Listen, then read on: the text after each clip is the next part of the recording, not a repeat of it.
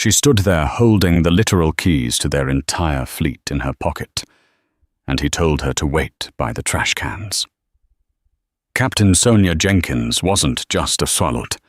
She was the financial spine holding this crumbling airline together. But when a power-tripping manager decided she didn't look the part and humiliated her in front of a terminal full of passengers, he didn't realize he wasn't just talking to a subordinate. He was talking to his executioner. Within 20 minutes, the engines would silence, the screens would go black, and a multi-million-dollar corporation would fall to its knees. This is the story of how one moment of arrogance cost an airline everything. The automatic doors of JFK's Terminal 4 hissed open, letting in a gust of freezing November wind.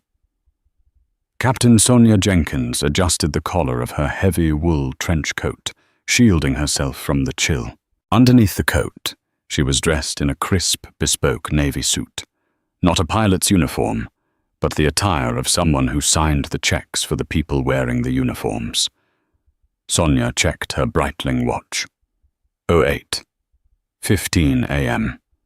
She was exactly on time. She wasn't flying the bird today, at least not in the commercial sense. Sonia was the owner and chief pilot of Ascension Leasing, a private firm that owned 30% of the aircraft currently operated by Stratton Airways. Stratton was a budget carrier that had been struggling with cash flow issues for months. They had missed 3 consecutive leasing payments. Sonia wasn't here to serve drinks or fly passengers to Cancun. She was here to conduct a final unannounced compliance audit.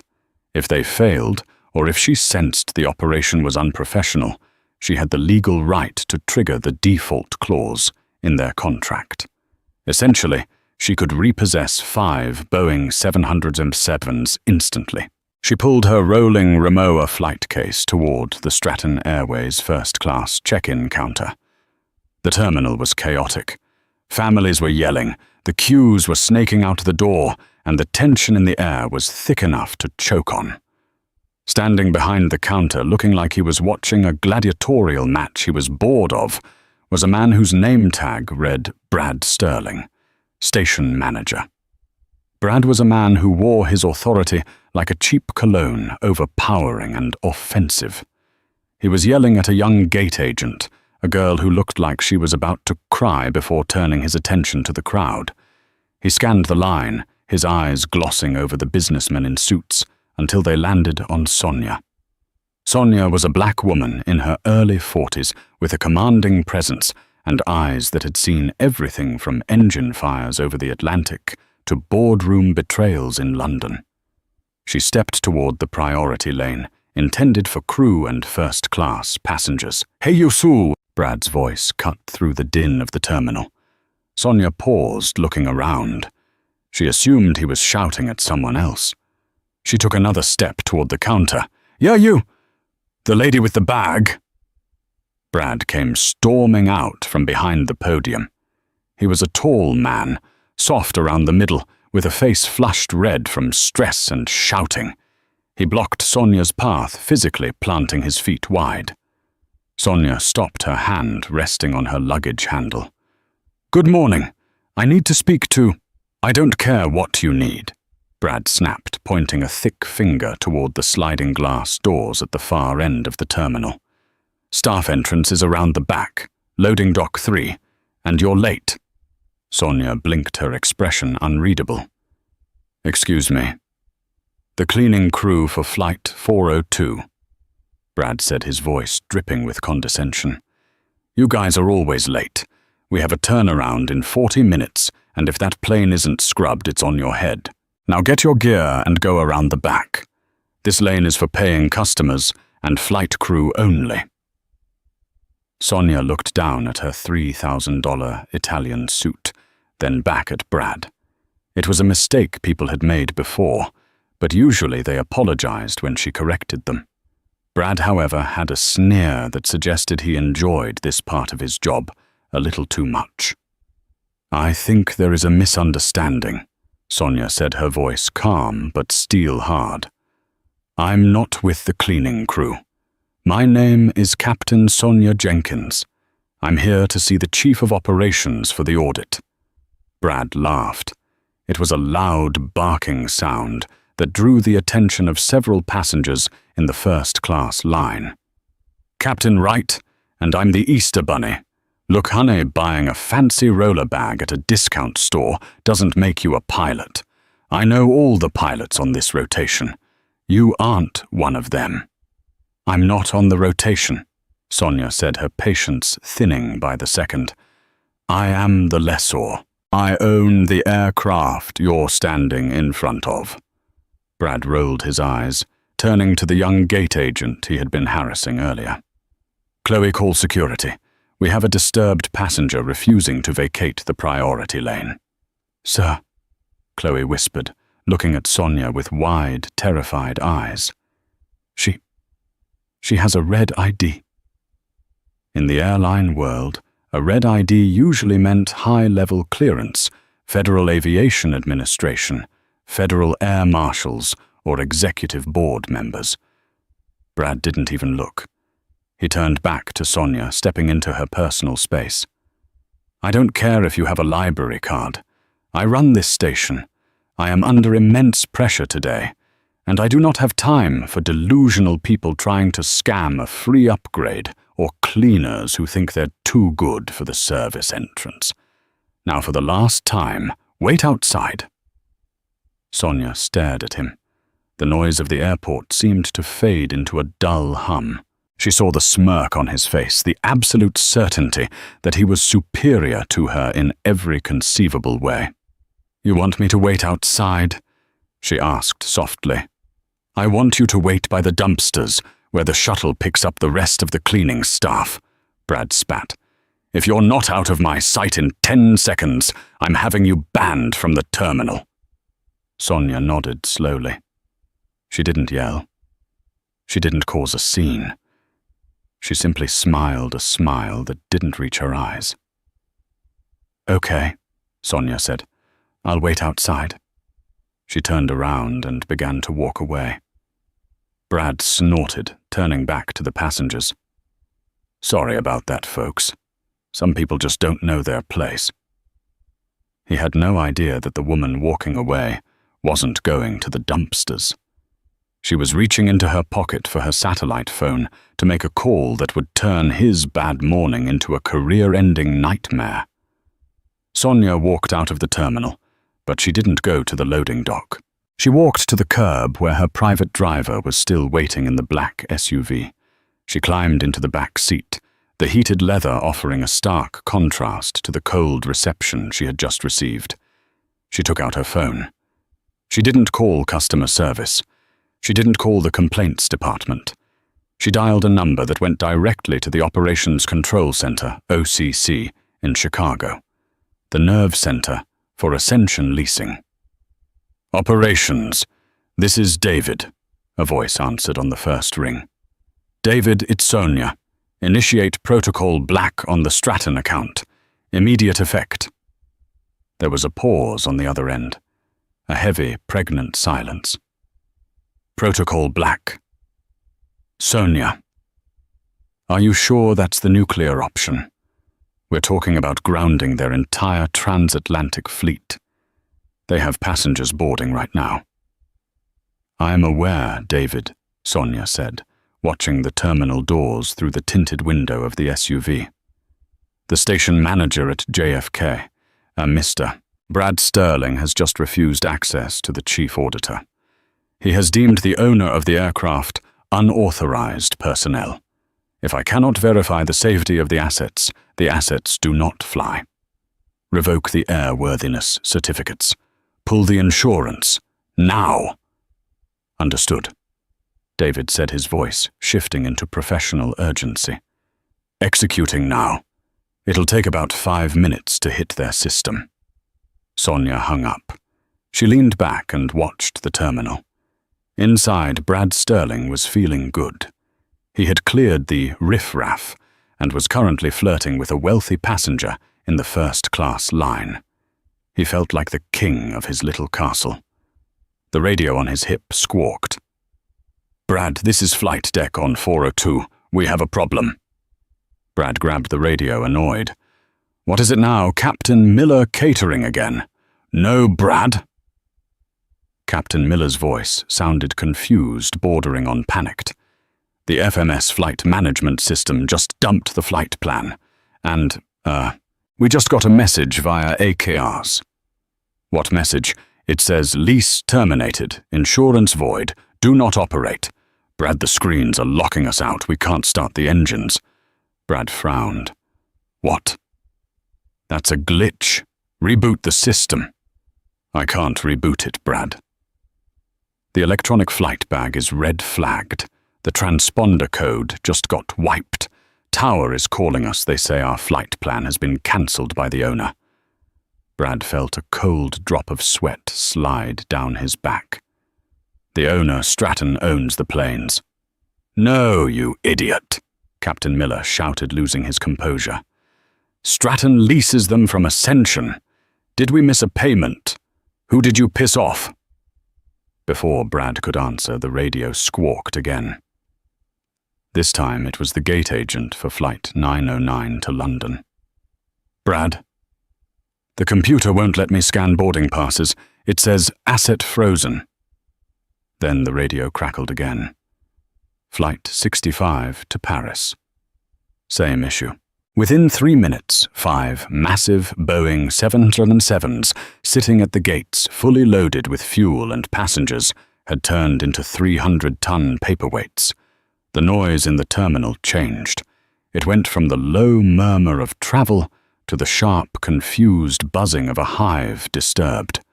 Announcements began to ping overhead, but they weren't the usual boarding calls. "Ladies and gentlemen, we are experiencing a technical difficulty." Brad stood frozen behind the podium. His phone began to ring. It was his district manager. He ignored it. Then the regional VP called. He ignored that too. Then the red phone, behind the desk, the emergency line that only rang for crashes or terrorist threats, began to scream.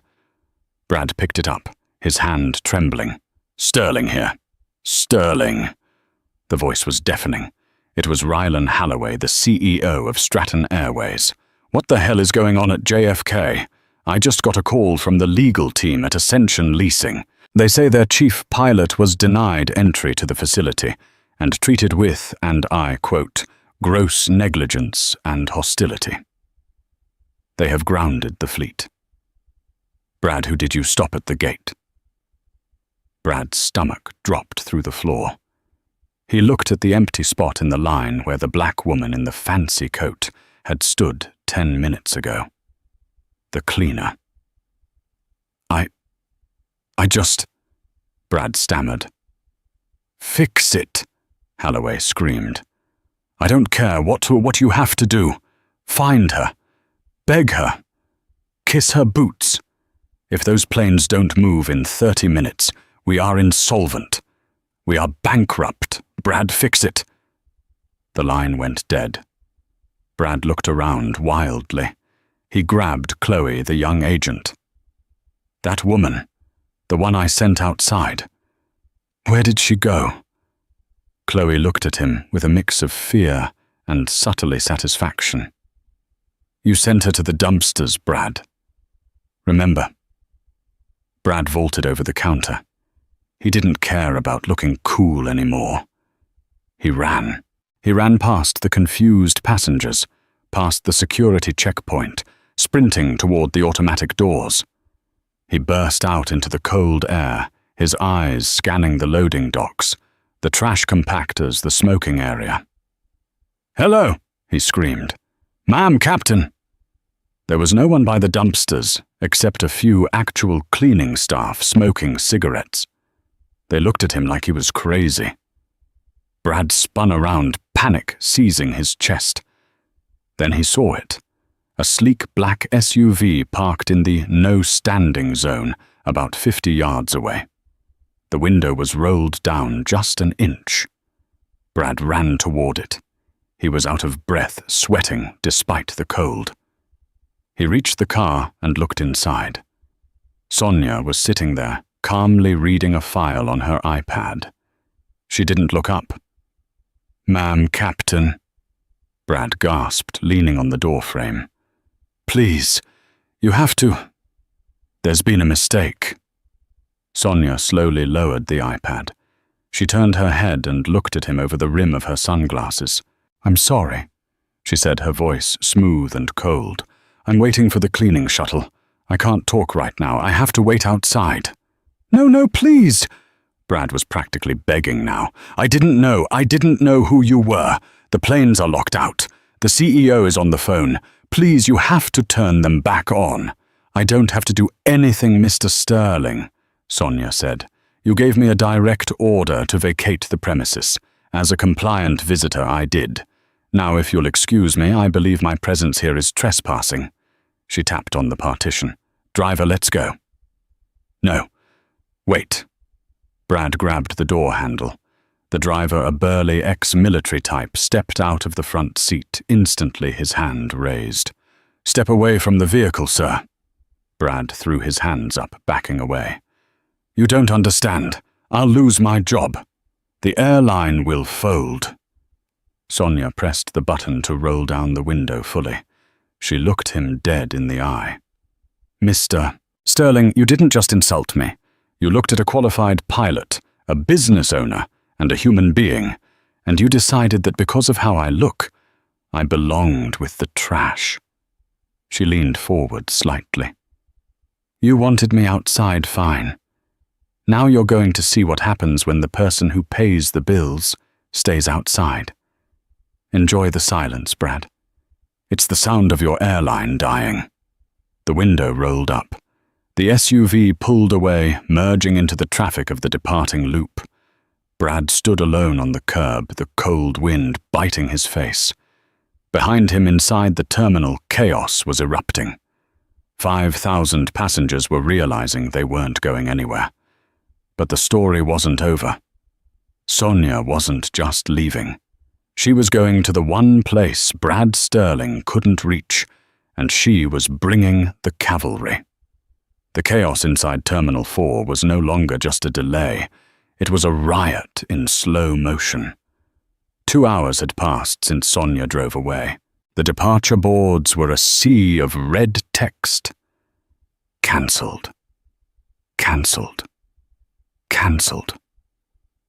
Passengers were pounding on the glass of the service counters, demanding answers that the terrified staff didn't have. In the glass-walled station manager's office overlooking the tarmac, the air conditioning was blasting, but Brad Sterling was drenched in sweat. He was pacing back and forth, ripping his tie loose. The door flew open with such force that it slammed against the wall, cracking the plaster. Rylan Halloway stormed in. The CEO of Stratton Airways didn't walk. He marched. Flanking him were 2 lawyers from the firm, Wachtell, Lipton, Rosen & Katz, one of the most feared corporate law firms in New York, a real heavyweight entity and the vice president of HR. Halloway was a man who built his airline by cutting costs and crushing unions, but he knew one rule of aviation. You do not mess with the person who owns your engines. "Report," Halloway barked, slamming a leather folio onto Brad's desk. "Now." Brad swallowed hard. He had spent the last hour rehearsing his lie. He knew he couldn't admit he kicked her out for looking like a cleaner. That was a lawsuit. He had to make it look like she was the problem. "Sir." Brad started, trying to keep his voice steady. "It was an ambush. She came in here, aggressive, belligerent. She refused to identify herself properly. She wasn't wearing a lanyard. She tried to bypass security protocols." Brad gained confidence as he lied. "I followed the TSA guidelines, sir. Unauthorized person in a secure zone. When I asked for her credentials, she started screaming about how she owned the place. I had to remove her for the safety of the passengers. She's unstable, Mr. Halloway. I think she did this out of spite." Halloway narrowed his eyes.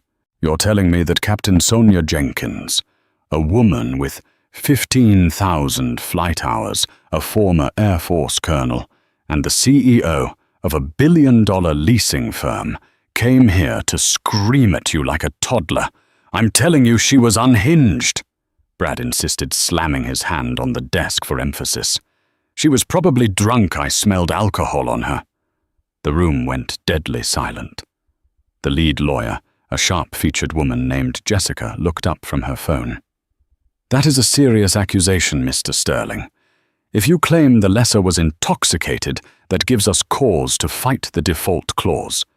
But if you're lying and we file that affidavit— I'm not lying, Brad shouted. She was stumbling. I did my job. I protected this airline.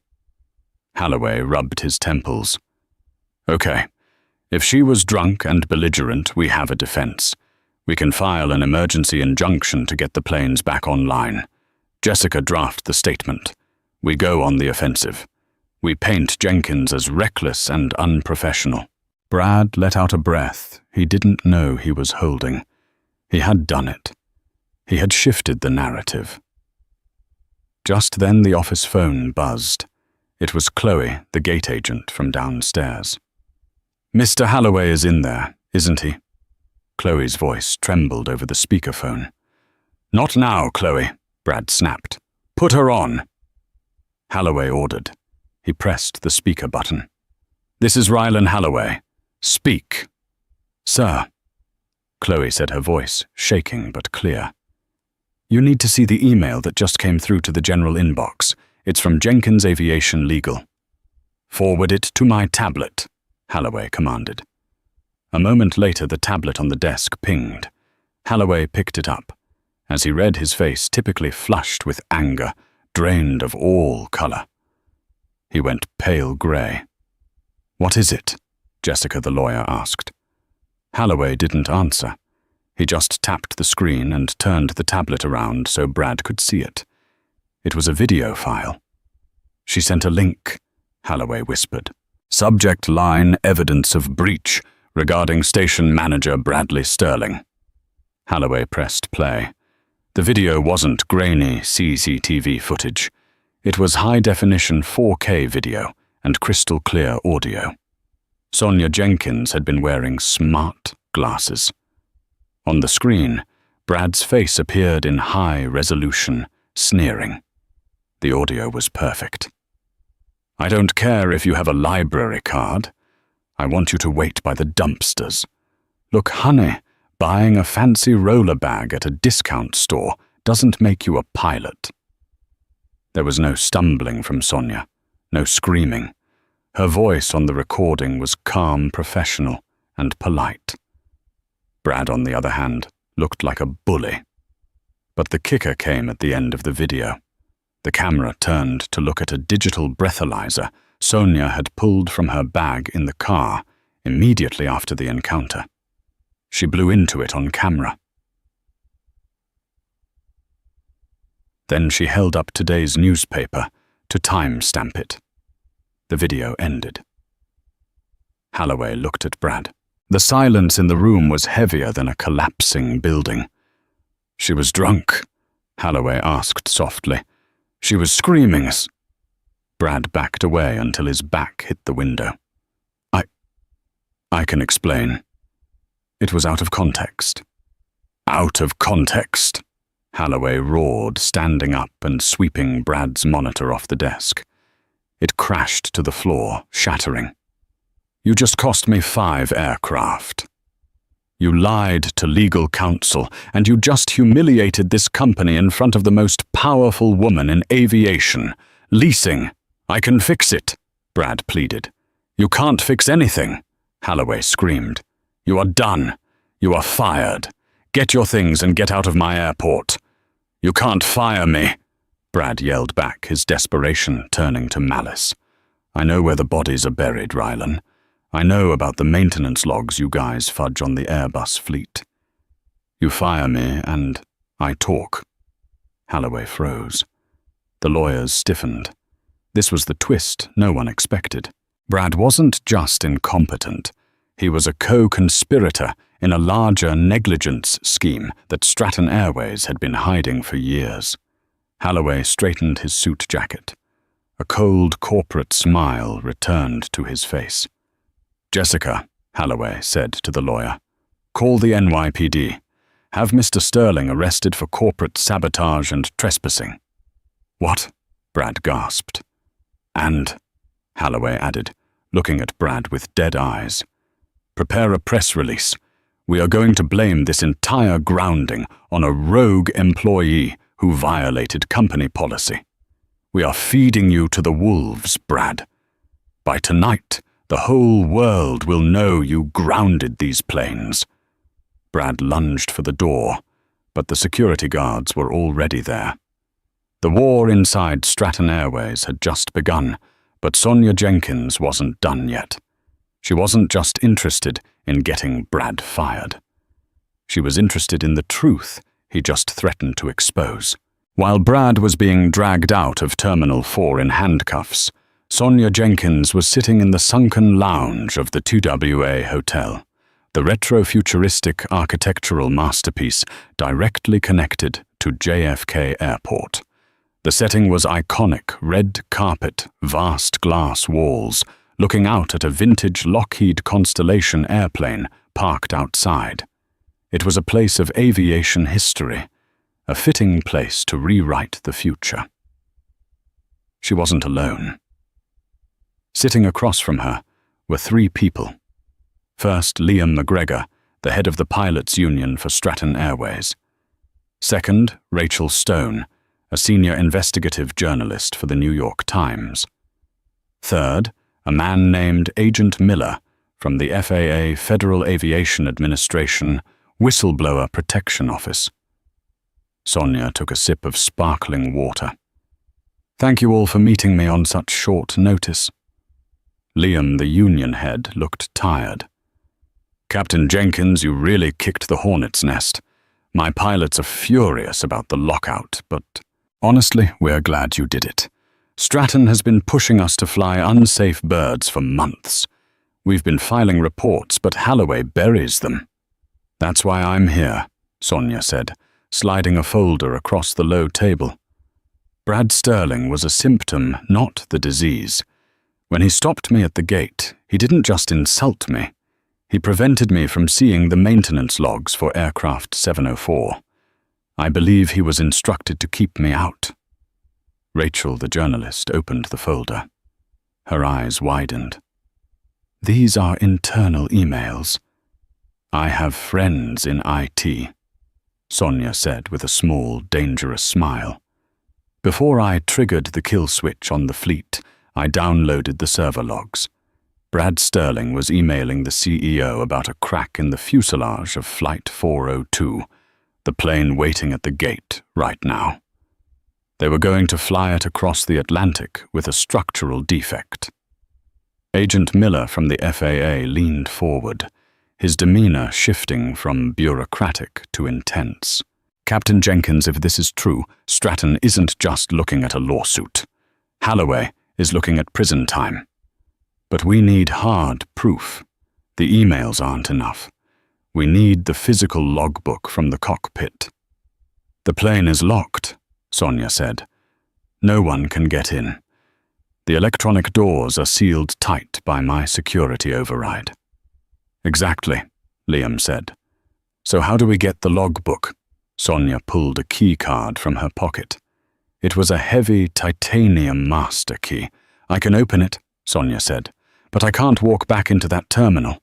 Halloway has probably put a shoot-on-sight order for me with his private security." "He has," Liam confirmed. "They have guards at every jetway." Sonia looked at the vintage Lockheed Constellation outside the window, then back at the group. "Then we don't go through the terminal. We go across the tarmac." "That's a restricted zone." Rachel noted her pen hovering over her notebook. "You'd be arrested before you got halfway there."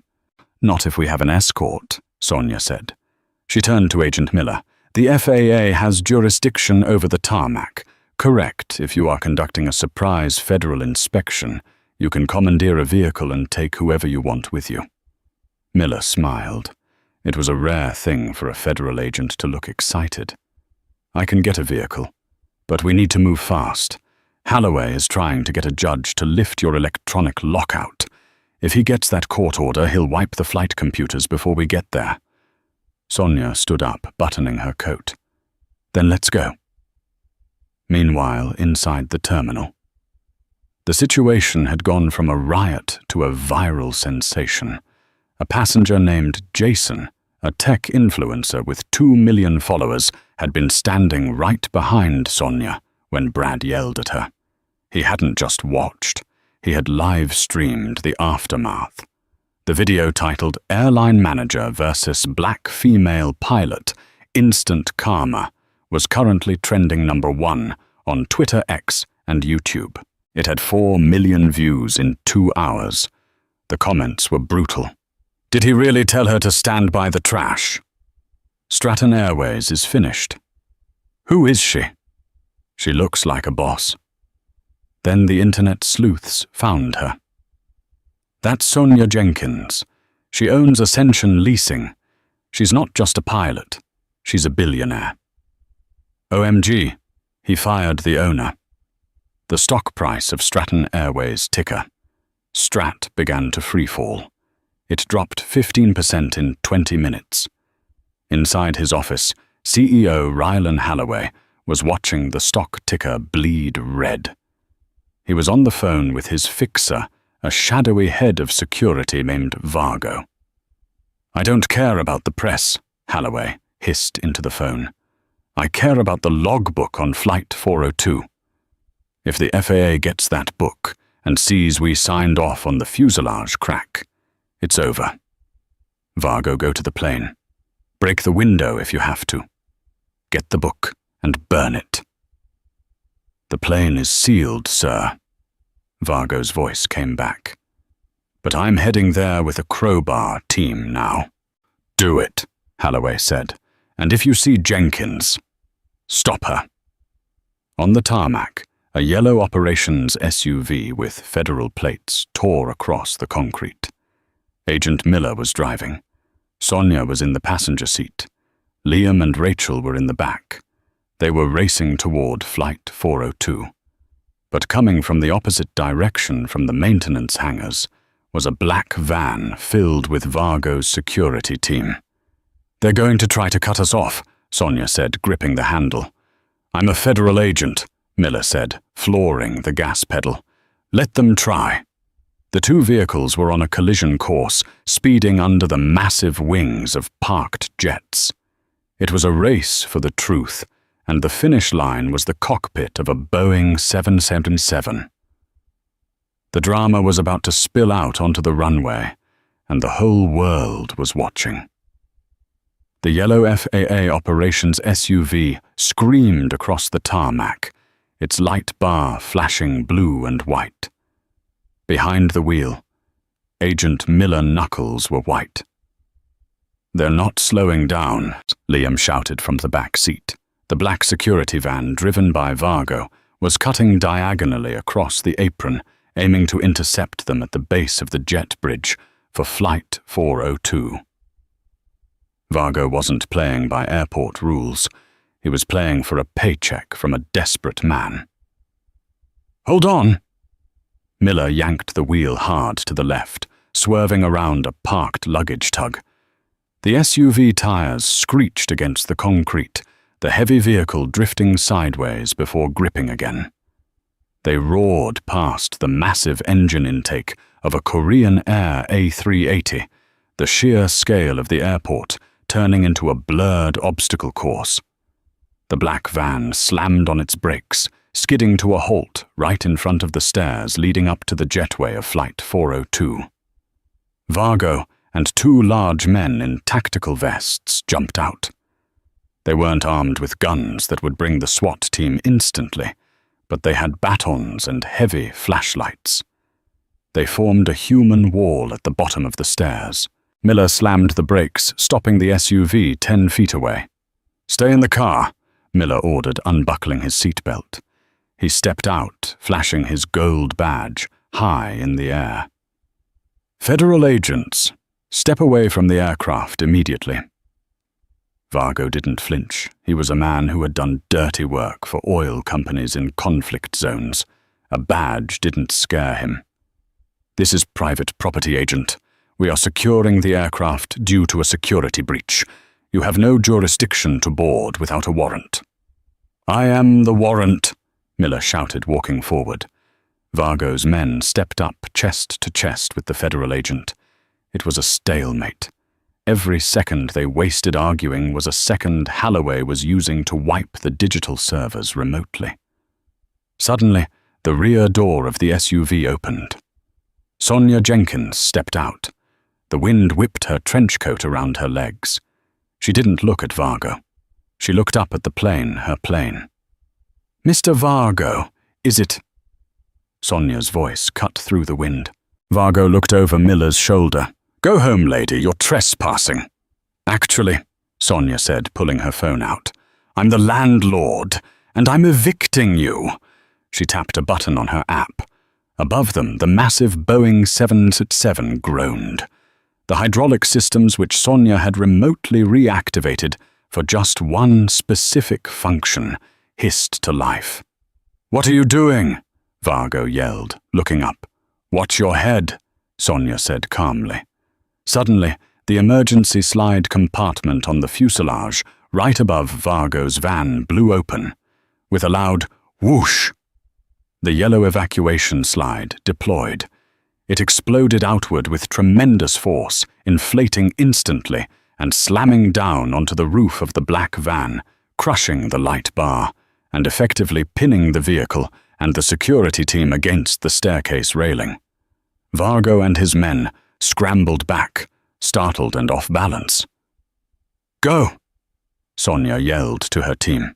While Vargo's men were tangled in the confusion of the giant inflatable slide, Sonia, Miller, Liam, and Rachel sprinted for the metal stairs. They bypassed the stunned security guards, taking the steps two at a time. They reached the jetway door at the top. It was locked. "They changed the code," Liam shouted, punching numbers into the keypad. "Holloway must have reset it." Sonia didn't hesitate. She reached into her flight bag and pulled out a heavy-duty crash axe standard emergency equipment she kept in her kit. "Step back," she commanded. With a swing that channeled all the rage of being humiliated, silenced and dismissed, she buried the spike of the axe into the door jamb. She wrenched it back, metal screeching against metal. She swung again, shattering the lock mechanism. She kicked the door. It flew open. They were in. The cabin was eerie. It was dark, lit only by the emergency floor lighting. The air was stale. The plane was empty of passengers who had been deplaned an hour ago, but the ghosts of the panic remained discarded blankets, half-drunk sodas on trays. "Cockpit," Sonia said, moving fast down the aisle. They reached the flight deck. The door was reinforced bulletproof, but Sonia knew the override code for her own fleet. She punched it in. Click, buzz. The door swung open. The cockpit was dark, the screens black. "The logbook," Miller said, squeezing past her into the pilot's seat. He reached for the side compartment where the heavy paper logbook was kept. He pulled it out. "Please tell me it's there," Rachel whispered, holding her camera up to film. Miller opened the book. He flipped past the routine checks. He got to the entry for 2 days ago. His finger traced the line. "Here. Entry 144. Structural stress fracture identified station 405. Maintenance required." He flipped the page. "And here." Miller's voice dropped. "Sign off. Inspection completed. No defects found. Cleared for flight. Signed, B. Sterling." "Sterling isn't a mechanic," Liam said, horrified. "He's a station manager. He can't sign off on structural repairs." "He didn't just sign it," Sonia said, pointing to a second signature below it. "Look who countersigned the override." They all leaned in. R. Holloway. The CEO had personally countersigned the release to save money on a repair that would have grounded the plane for a week. He had knowingly authorized a broken plane to fly over the Atlantic Ocean with 300 people on board. "Got him," Rachel said, her camera focusing on the page. "I'm uploading this now. The New York Times front page is about to change." Suddenly, the cockpit radio crackled to life. It was powered by the emergency battery bus. "Flight 402, this is Tower. We have, police units surrounding the aircraft. Please advise intentions." Sonia grabbed the headset. She put it on, sitting in the captain's chair. For the first time all day, she was exactly where she belonged. She keyed the mic. Her voice was steady, authoritative, and broadcast on a frequency that every pilot, air traffic controller, and ground crew member in JFK could hear. "Tower, this is Captain Sonia Jenkins. We have secured the evidence of criminal negligence by Stratton Airways management. The aircraft is safe, the passengers are safe, and tell the NYPD to wait at the bottom of the stairs. But not for me." She looked out the cockpit window. Below, blue lights were swarming the tarmac. "Tell them to go to the CEO's office." Rylan Halloway was sitting in his corner office pouring a glass of scotch. His hands were shaking so badly, the crystal decanter clinked against the glass. On the massive TV screen on his wall, the news wasn't talking about the delays anymore. They were talking about him. Rachel Stone's live stream had been picked up by CNN, BBC, and Al Jazeera. The image of that logbook page with Halloway's signature authorizing a deadly flight was burned onto screens across the world. His phone was ringing. It was the board of directors. His other phone was ringing. It was the FBI. The door to his office opened. He didn't look up. He expected his lawyer. Instead, he heard the heavy rhythmic thud of boots. "Rylan Halloway," a voice boomed. He looked up. 2 NYPD officers and 2 FBI agents in windbreakers stood there. "You are under arrest for conspiracy to defraud the United States, reckless endangerment, and violation of the Federal Aviation Act." Halloway stood up, trying to muster some dignity. "You can't do this. I run this industry. That woman, she's a vandal. She broke into my plane, actually," the lead FBI agent said, stepping aside. Sonia Jenkins walked into the office. She was still wearing her trench coat, wind-blown and tired, but she looked like a queen. She was flanked by Liam and Agent Miller. Sonia walked over to Halloway's desk. She looked at the Scotch glass. She looked at the man who had tried to destroy her reputation to save a few dollars. "Mr. Halloway," Sonia said softly. "You ruined everything." Halloway spat at her. "Do you know how much money we lost today? You destroyed a legacy." Sonia leaned in, placing her hands on his desk. "You didn't build a legacy, Rylan. You built a house of cards on the backs of underpaid staff and unsafe planes. You thought because I was a woman, because I was black, because I wasn't wearing a uniform, that I was small, that I was someone you could tell to wait outside." She stood up straight, smoothing her coat. "Well, Rylan, I'm inside now. And you—" She pointed to the door where the officers were waiting with handcuffs. "You're going away for a very long time." The officers moved in. They cuffed Halloway, dragging him out of his office in front of his entire staff. As he was led through the bullpen, the phones were ringing off the hook, but no one was answering them. The staff secretaries, analysts, junior managers stood up, and then one by one they started clapping. They weren't clapping for the police. They were clapping for Sonia. They were clapping because the tyrant was gone. Sonia watched from the window as Halloway was shoved into the back of a squad car right next to a police van that already contained a weeping Brad Sterling. Sonia took a deep breath. Her phone buzzed. It was David from her operations center. "Sonia, we just got a call from Delta and United. They heard what happened.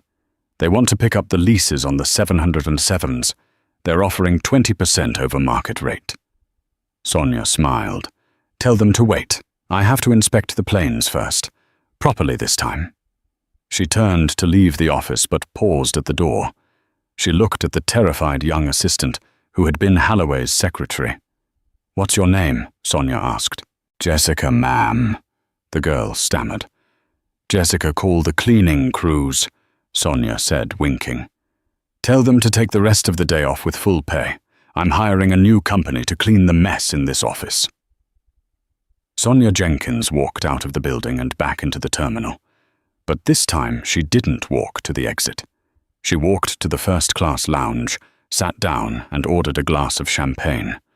No one asked her for ID. Everyone knew exactly who she was. The day after.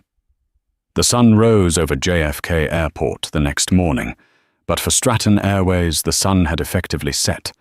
The collapse wasn't a slow decline. It was a cliff-edge drop. By 9:00 a.m., the New York Stock Exchange had halted trading on Stratton shares after they plummeted 78% in pre-market trading. The image of the death log, as the media was calling the maintenance logbook Halloway had signed, was plastered on the front page of every financial newspaper from Wall Street to Tokyo. Inside the Stratton corporate headquarters in Queens, the scene was apocalyptic.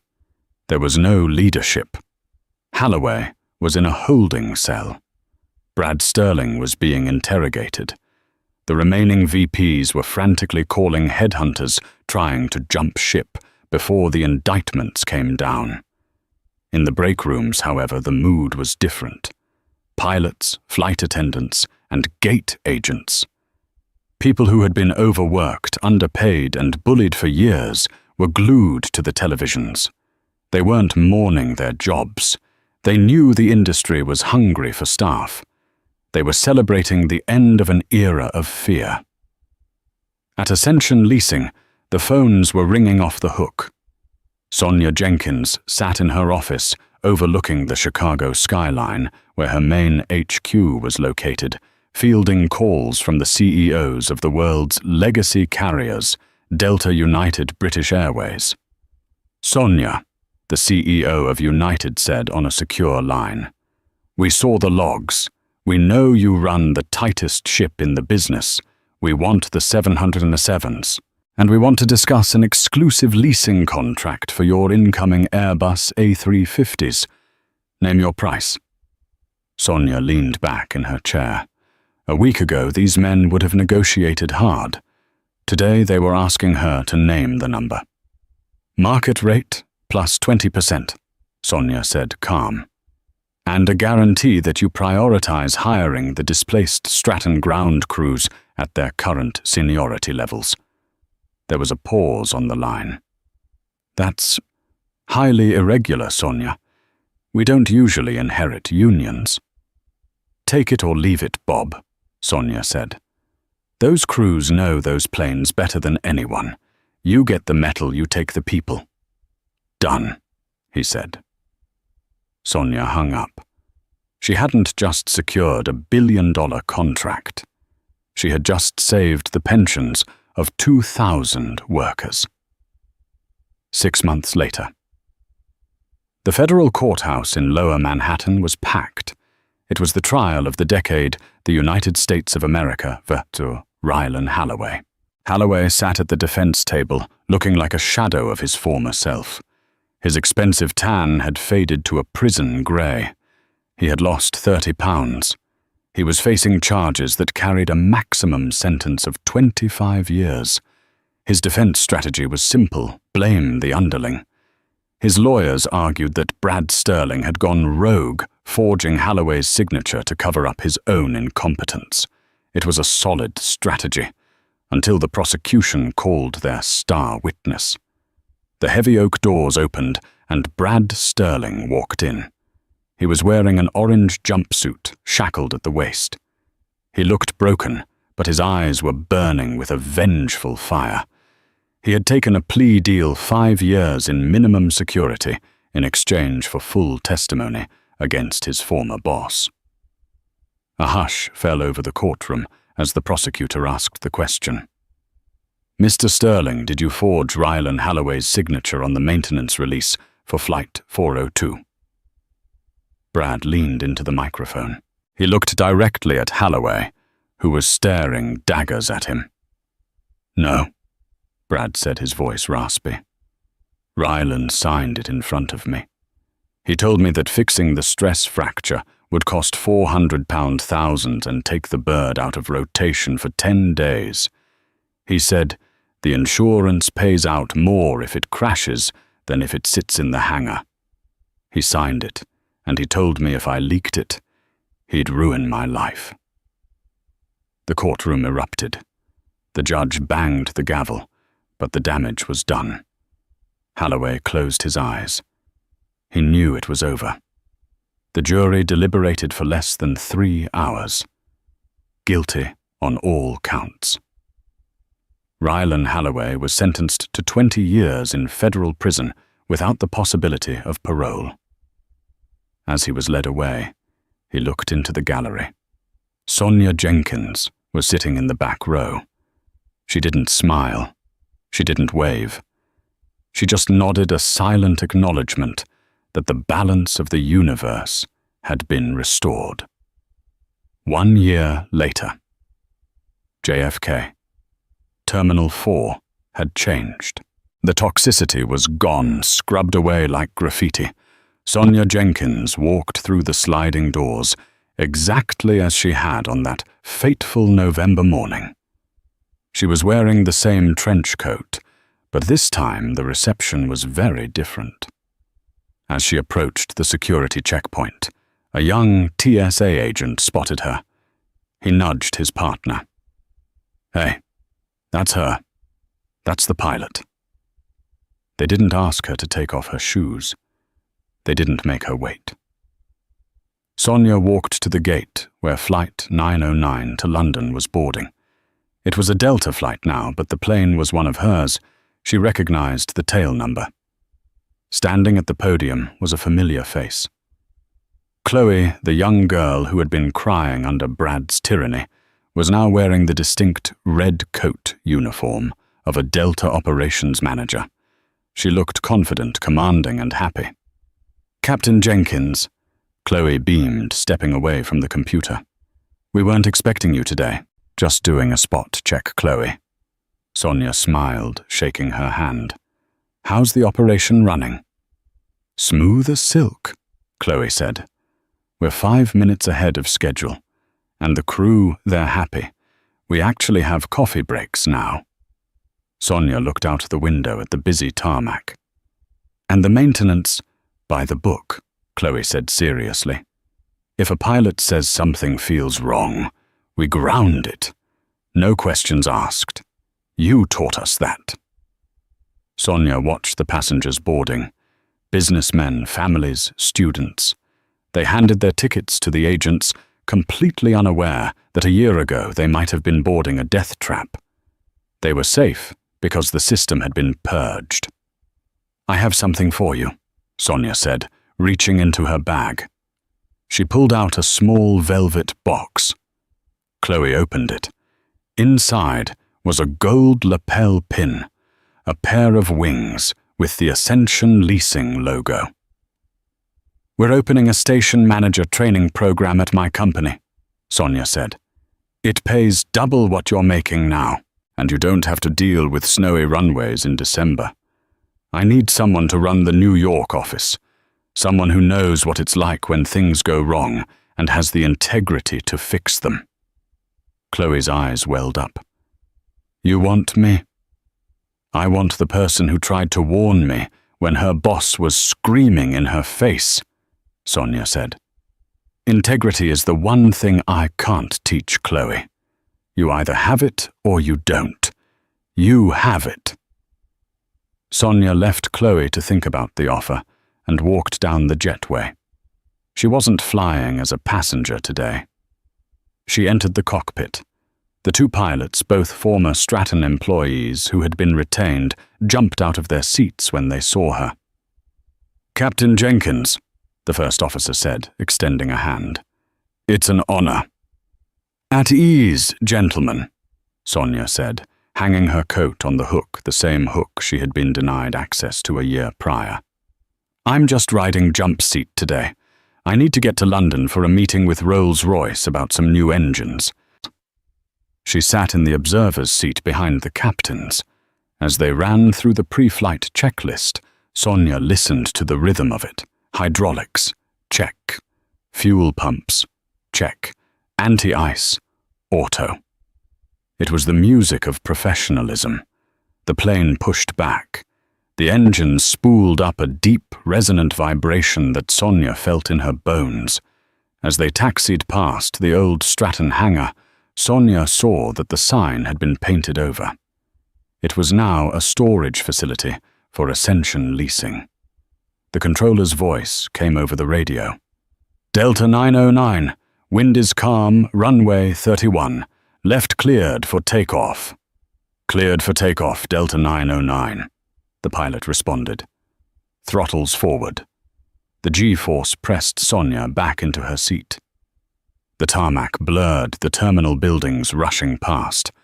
At 160 knots, the pilot pulled back on the stick. V2. Rotate. The nose lifted. The wheels left the ground. Sonia looked out the window as the ground fell away. She saw the shuttle bus stop by the dumpsters where Brad had told her to wait. It looked so small from up here. Everything looked small from up here. They punched through a layer of clouds and into the brilliant, blinding sunshine of the upper atmosphere. The sky was a deep, endless blue. Sonia Jenkins took a deep breath. She had been grounded, insulted, and dismissed. But gravity, like karma, eventually yields to the laws of aerodynamics. If you have enough thrust and enough integrity, you will always rise. She opened her laptop. She had an airline to run. And that is the incredible story of Captain Sonia Jenkins. She showed the world that you should never judge a book by its cover, and you definitely shouldn't judge a pilot by her trench coat. Brad Sterling and Rylan Halloway learned the hard way that arrogance is the most expensive trait a leader can have. They thought they were untouchable, but they forgot that without the engines, the plane is just a metal tube on the ground. Sonia didn't just shut down an airline. She stood up for dignity, safety, and the truth. Now I want to hear from you. Have you ever been underestimated or judged based on how you look? Did you ever have a moment where karma came back to bite a rude person instantly? Tell me your story in the comments below. I read every single one. If you enjoyed this story of justice served cold, please hit that like button. It really helps the channel grow.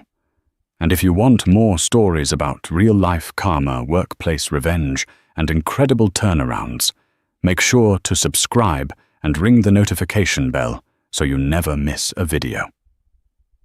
Thanks for watching, and remember, be kind, be humble, because you never know who is holding the keys. See you in the next one. See you in the next.